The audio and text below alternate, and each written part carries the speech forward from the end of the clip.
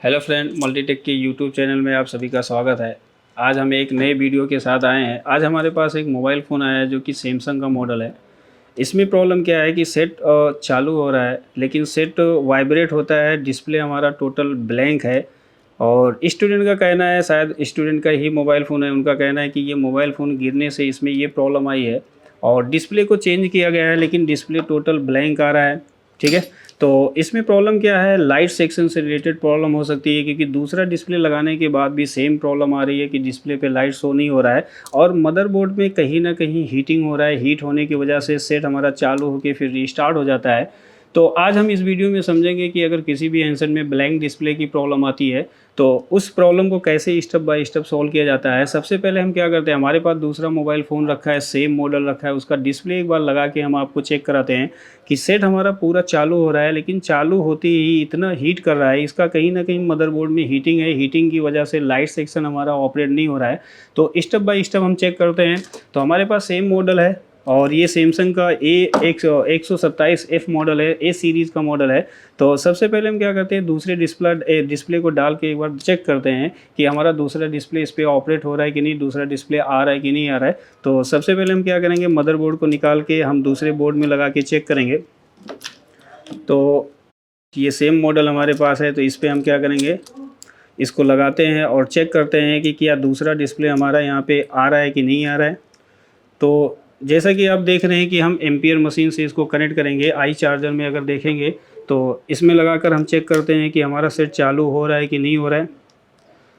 तो जैसा कि देखिए कि हमारा जो पोर्ट नंबर 1 पे है, 1 पे 1.01 वोल्टेज ले रहा है, सेट हमारा पूरा चालू हो रहा है, लेकिन डिस्प्ले हमारा कहीं भी ब्लैंक शो कर रहा है, डिस्प्ले पे हमारा कुछ भी आ नहीं रहा है। तो इसका मतलब है कि कहीं ना कहीं आपकी लाइट सेक्शन से रिलेटेड प्रॉब्लम हो सकती है, ग्राफिक सेक्शन से रिलेटेड प्रॉब्लम हो सकती है, कहीं ना कहीं प्रॉब्लम है जिसकी वजह से डिस्प्ले पे लाइट हमारा शो नहीं हो रहा है, डिस्प्ले हमारा ब्लैंक आ रहा है। तो स्टेप बाय स्टेप हम इसको इस वीडियो में दिखाएंगे कि अगर इस तरह की प्रॉब्लम किसी भी हैंडसेट में आती है तो उसको कैसे रिपेयर करना है। ठीक है, और ये दूसरी चीज़ है, जब हम इसको चार्ज पे लगाते हैं और बैटरी लगाते हैं तो ये हीट होता है, और हीट होने की वजह से क्या होता है कि ये कहीं ना कहीं से धुआं निकलना शुरू हो जाता है। तो इसका मतलब कहीं ना कहीं शॉर्टिंग से रिलेटेड प्रॉब्लम है जिसकी वजह से ये प्रॉब्लम आ रही है और मदरबोर्ड बहुत ज़्यादा हीट हो रहा है। तो स्टेप बाय स्टेप हम समझेंगे कि इसमें क्या प्रॉब्लम है और इस तरह की प्रॉब्लम आती है तो उसको कैसे सॉल्व किया जाएगा। तो वीडियो में बने रहिए और हम स्टेप बाय स्टेप इसको चेक करेंगे। लाइट सेक्शन में हम इसको चेक करेंगे और देखेंगे कि इसमें क्या प्रॉब्लम है, किस सप्लाई की प्रॉब्लम है।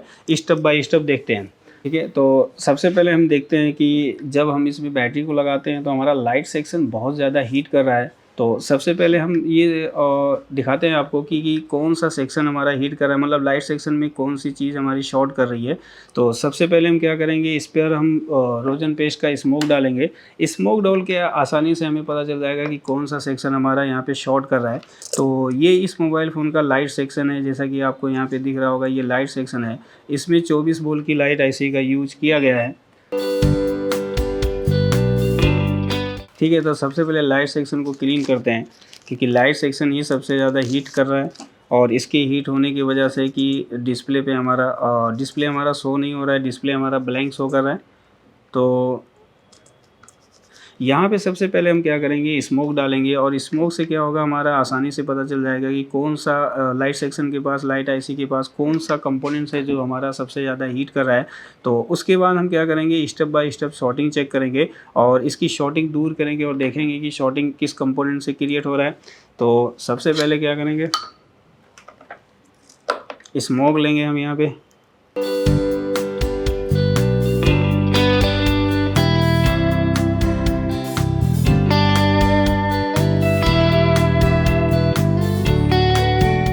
ठीक है, तो जैसा कि हमने लाइट सेक्शन में स्मोक को एक बार लगाया है और इसके बाद हम देखते हैं कि कौन सा पार्ट्स हमारा यहाँ पे सबसे ज़्यादा हीट कर रहा है। इससे क्या होगा, हमें पता चल जाएगा कि जो कंपोनेंट हमारा शॉर्ट होगा वो कंपोनेंट से हमारा रोजन पेस्ट हट जाएगा। तो इससे पता चल जाएगा। हम स्टेप बाय स्टेप फिर शॉर्टिंग चेक करेंगे और देखेंगे कि शॉर्टिंग इसकी हटती है कि नहीं हटती है, क्योंकि शॉर्टिंग होने की वजह से ही ये प्रॉब्लम आपका क्रिएट हुआ है और जिसकी वजह से मदरबोर्ड बहुत ज़्यादा हीट कर रहा है। अगर हम यहाँ पे, तो सबसे पहले हम बैटरी को कनेक्ट करेंगे और बैटरी कनेक्ट करते देखिए जैसा कि आपको दिख रहा होगा कि यहाँ से हमारा स्मोक यानी हट चुका है। मतलब हीटिंग इतनी तेज़ है कि इसकी हीट होने से पूरा light section, display, graphic section हमारा पूरा हीट हो रहा है। और यहाँ से हीट होने की वजह से ही हमारा लाइट सेक्शन वर्क नहीं कर रहा है। तो इसका मतलब ये तो क्लियर हो गया है कि ये जो शॉर्टिंग है लाइट सेक्शन से ही शॉर्टिंग है। तो एक बार हम क्या करेंगे, स्टेप बाय स्टेप अब यहाँ पे हम सप्लाई को चेक करेंगे, यानी शॉर्टिंग चेक करेंगे और देखेंगे कि कौन सा कंपोनेंट हमारा शॉर्ट है जिसके शॉर्ट होने से ये प्रॉब्लम क्रिएट हो रही है। तो सबसे पहले बैटरी को डिस्कनेक्ट करेंगे और यहाँ पे हम सबसे पहले शॉर्टिंग चेक करेंगे। जैसा कि जानते हैं कि लाइट सेक्शन को जो वर्क कराया जाता है सबसे पहले बीपीएस सप्लाई दी जाती है, ठीक है। कि जैसे कि हमने इसमें बैटरी को इंसर्ट किया था तो हमारा लाइट सेक्शन बहुत ज़्यादा हीट कर रहा है। अब हीट करने से इसका मतलब कहीं ना कहीं लाइट सेक्शन में शॉर्टिंग है और इस शॉर्टिंग होने की वजह से लाइट सेक्शन हीट कर रहा है, जिसकी वजह से डिस्प्ले हमारा ब्लैंक शो कर रहा है। तो सबसे पहले हम यहाँ पे स्टेप बाय स्टेप चेक करेंगे शॉर्टिंग की कौन सा सप्लाई हमारी शॉर्ट है, क्योंकि यहाँ पे दो सप्लाई हमारी इंपॉर्टेंस होती है लाइट सेक्शन में। एक इनपुट सप्लाई होती है और एक हमारा आउटपुट सप्लाई होती है। इनपुट सप्लाई जो हमारी बीपीएस सप्लाई आती है, सबसे पहले इस लाइट आईसी को वर्क करने के लिए बीपीएस सप्लाई दी जाती है। और यहाँ पे जो बूस्ट कॉइल लगाया गया है, बूस्ट कॉइल यहाँ पे स्विच करता है, क्योंकि यहाँ पे जो आउटपुट सप्लाई हमारी बनती है एक स्विचिंग के द्वारा बनती है और वही स्विचिंग एनोड वोल्टेज होता है जो एलसीडी कनेक्टर पे जाता है, तब जाके आपका लाइट सेक्शन वर्क करता है। और यहाँ पे अगर देखेंगे तो जो एनोड सप्लाई हमारी होती है, एनोड सप्लाई में 10 वोल्ट से लेके 30 वोल्ट जनरेट किया जाता है, क्योंकि स्विचिंग के द्वारा एनोड वोल्टेज बनाया जाता है, तभी लाइट सेक्शन आपका वर्क करता है। तो इस अगर हम 24 वोल्ट डिस्प्ले लाइट आईसी की बात करें तो इसमें दो सेक्शन को ऑपरेट कराया गया है। एक आपका ग्राफिक वोल्टेज के लिए इसी आईसी से ही ग्राफिक वोल्टेज को भी ऑपरेट कराया जा रहा है और इसी आईसी से यानी लाइट आईसी से लाइट सेक्शन को भी ऑपरेट कराया गया है। तो यहाँ पे हम सबसे पहले इनपुट सप्लाई चेक करते हैं और पता करते हैं कि इनपुट सप्लाई हमारी प्रॉपर है, इनपुट सप्लाई में कहीं शॉर्टिंग तो नहीं है। सबसे पहले हम इनपुट सप्लाई को चेक करेंगे। तो सबसे पहले हम मदरबोर्ड को क्लीन कर लेते हैं, क्योंकि रोजन का स्मोक लगाने से यहाँ पे कुछ शाइनिंग मार रहा है, तो इसकी वजह से हम इसको क्लीन कर देंगे। और क्लीन करने के बाद स्टेप बाय स्टेप हम यहाँ पे चेक करेंगे कि कौन सी लाइन में हमारी शॉर्टिंग है, क्योंकि मदरबोर्ड इतना हीट कर रहा है कि हीट करने से यहाँ से स्मोक निकलता है। मतलब इस हिसाब से लग रहा है कि लाइट सेक्शन हमारा शॉर्ट है।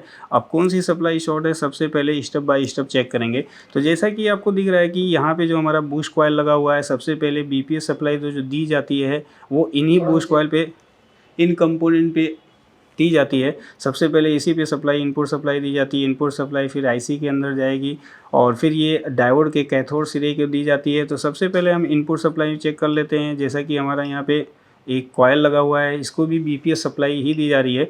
तो यहाँ पे देखेंगे तो बीपीएस सप्लाई जो हमारा वैल्यू शो कर रहा है 130 शो कर रहा है, जबकि यहाँ पे वैल्यू हमारा आना चाहिए 300 के अबव हमारी वैल्यू यहाँ पे देखने को मिलनी चाहिए। 300 to 400 के बीच जीआर आना चाहिए।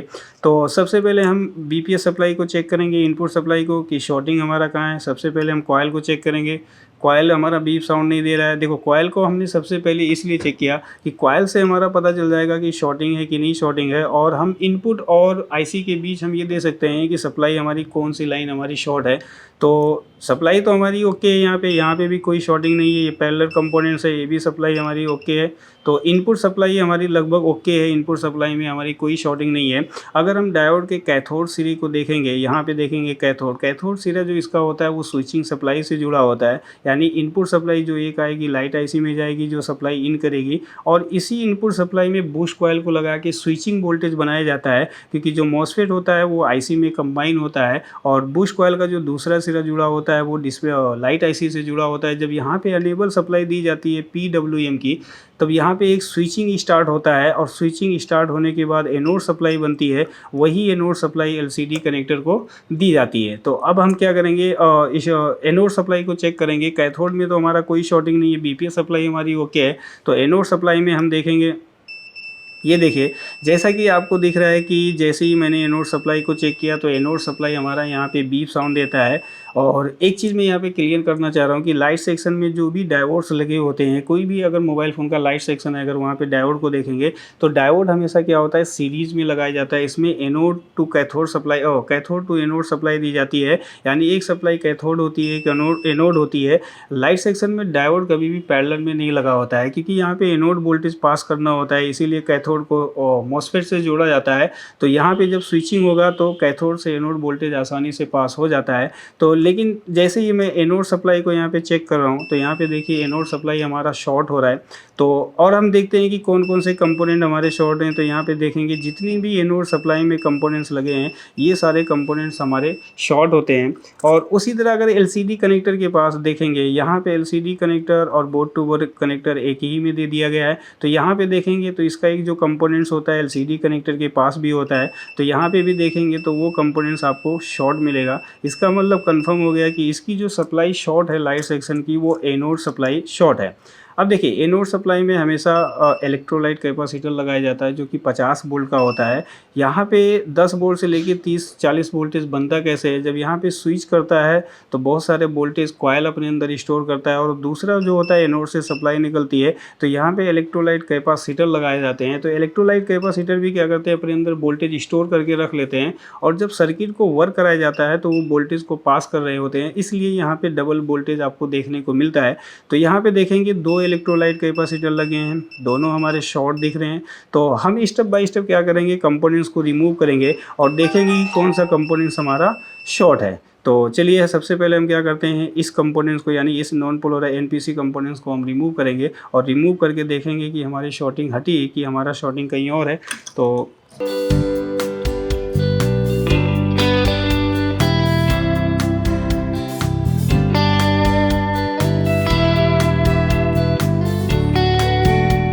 ठीक है, जैसा कि हमने एक इलेक्ट्रोलाइट कैप को बाहर निकाला है, बाहर निकाल के हम एनपीसी को चेक करते हैं सबसे पहले कि हमारा एनपीसी ये शॉर्ट तो नहीं है। देखिए कभी भी अगर किसी भी कंपोनेंट का रियल ओके फॉल्टी कंडीशन जानना है तो पीसीबी से बाहर निकालिए, बाहर निकालने पे कंपोनेंट्स अपना real okay faulty condition show करता है। अब कैपेसिटर जो होता है कभी भी ऑन बोर्ड की चेकिंग नहीं होती है, क्योंकि सर्किट पर लगे होने की वजह से ये गलत रीडिंग दिखा देते हैं। तो इसीलिए कभी भी आपको चेक करना है शॉर्टिंग तो कैपेसिटर को बाहर निकाल के चेक करते हैं। अगर बाहर निकलने पर कैपेसिटर बीप साउंड देता है तो 100% आपका कैप शॉर्ट होता है। तो यहाँ पे देखेंगे जैसा कि आप देख रहे हैं, जैसे ही हम इसको चेक कर रहे हैं तो ये हमारा दोनों साइड से बीप साउंड दे रहा है।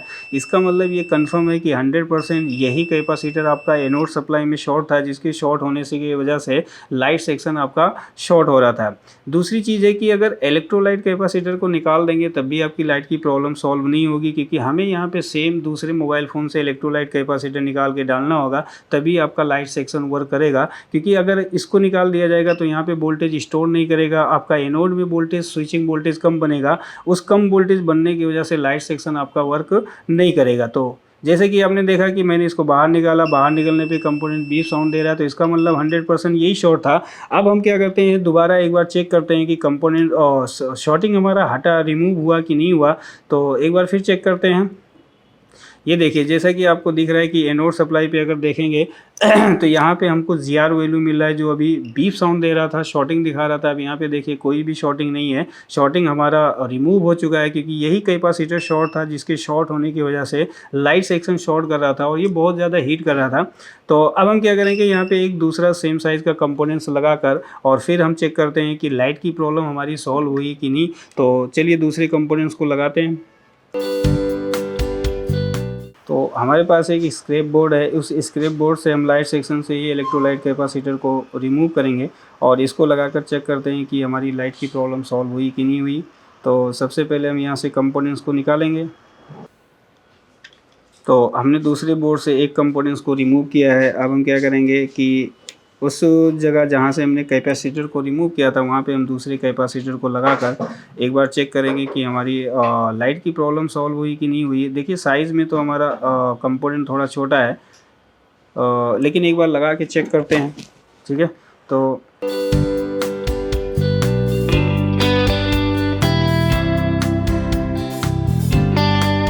ठीक है, तो जैसा कि मैंने कंपोनेंट्स यहाँ पे लगा दिया है। अब हम एक बार चेक करते हैं, जीआर वैल्यू चेक करते हैं कि कहीं हमारा शॉर्ट तो नहीं है। जैसा कि हमने देखा था शॉर्ट कंपोनेंट्स को तो हमने रिमूव कर दिया था, लेकिन कंपोनेंट्स लगाने के बाद एक बार जीआर वैल्यू हम ले लेते हैं कि हमें जीआर वैल्यू मिल रहा है कि नहीं मिल रहा है। तो सबसे पहले इसको क्लीन करेंगे। ठीक है, तो एक बार हम जीआर वैल्यू फिर से चेक करते हैं, नोट पे हमारा जीआर वैल्यू कितना आ रहा है। तो जीआर वैल्यू हमारा 350 के ऊपर है, लगभग 400 के करीब है हमारा जीआर वैल्यू। अब हम क्या करते हैं कि इसको मोबाइल फ़ोन में लगाकर चेक करते हैं कि जो हमारी लाइट की प्रॉब्लम थी वो लाइट की प्रॉब्लम सॉल्व हुई कि नहीं हुई। तो चेक करते हैं।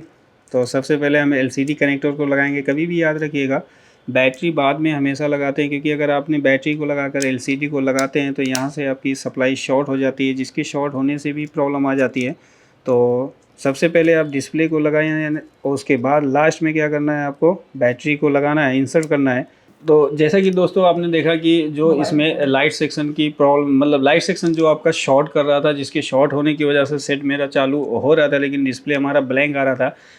और शॉर्टिंग को आपने देखा कि स्टेप बाय स्टेप हमने शॉर्टिंग को देखा, पता किया और शॉर्टिंग को हमने हटाया, लेकिन डिस्प्ले ख़राब होने की वजह से हमारे डिस्प्ले पे लाइट शो नहीं हो रहा है। ठीक है, जैसा कि हम चार्ज पे लगा के आपको चेक कराते हैं, सेट हमारा चार्ज हो रहा है, लेकिन डिस्प्ले ख़राब होने की वजह से और हमारा कोई भी एम्पियर का कोई भी डिस्प्ले हमारा शो नहीं कर रहा, क्योंकि डिस्प्ले हमारा टूटा है। टूटने की वजह से जैसे कि आपको आई एम्पियर में मशीन में शो हो रहा है कि एम्पियर हमारा प्रॉपर ले रहा है, लेकिन डिस्प्ले टूटने की वजह से हमारा डिस्प्ले टोटल ब्लैंक का है।